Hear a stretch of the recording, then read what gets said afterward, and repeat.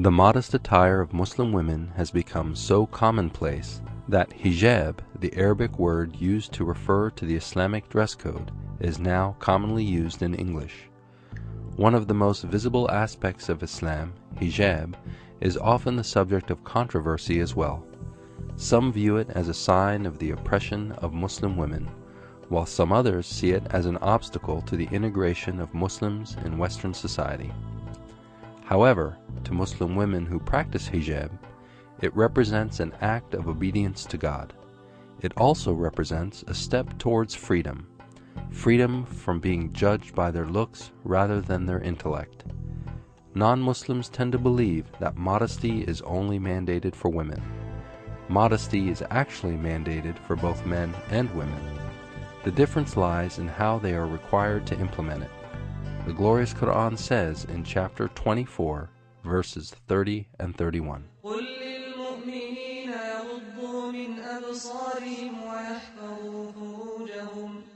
ذلك أزكى لهم إن الله خبير بما يصنعون وقل للمؤمنات يغضضن من أبصارهن ويحفظن فروجهن ولا يبدين زينتهن إلا ما ظهر منها وليضربن بخمرهن على جيوبهن ولا يبدين زينتهن إلا لبعولتهن أو آبائهن أو آباء بعولتهن. Both men and women are required to dress and conduct themselves in a manner that befits their dignity and is not the cause of temptation for others. Hair is considered part of a woman's physical attraction. Therefore, covering of the hair for the woman is considered essential to the modesty of her attire. The role of women in Islam has also been misunderstood in the West because of general ignorance of the Islamic system and because of the distortions by the media. The Muslim woman is accorded full spiritual, economic, and intellectual equality with man, and is encouraged to practice her religion and develop her intellectual faculties throughout her life.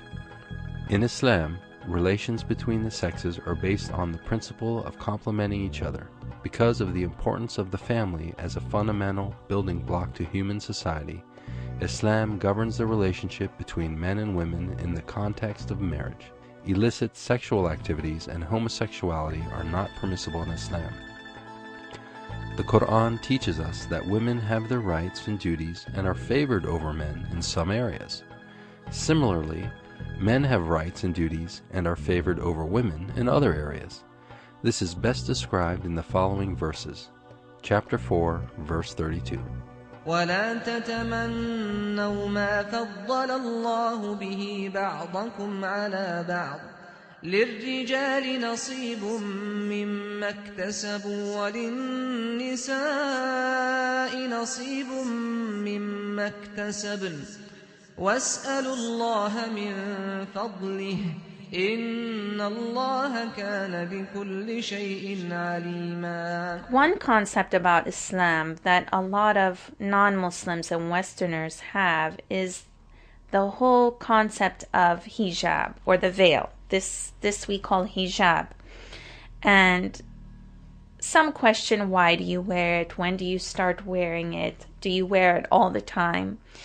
And basically, the hijab is required by women. It's not just covering the hair. It's wearing modest clothing that covers all of us except our hands and our face, of course. And it should be loose, not too tight, and just modest clothing, and we should cover our hair as well. And Muslims weren't the first people to do that. In ancient times, many women did that, and it was a sign of respect and dignity and even wealth to be able to afford clothing that covered you, not wearing rags, being able to cover your hair. And in many societies, for a long time, women covered their hair, or more recently, they would wear hats, even in the church. Nuns Traditionally, they cover their hair and they dress modestly also.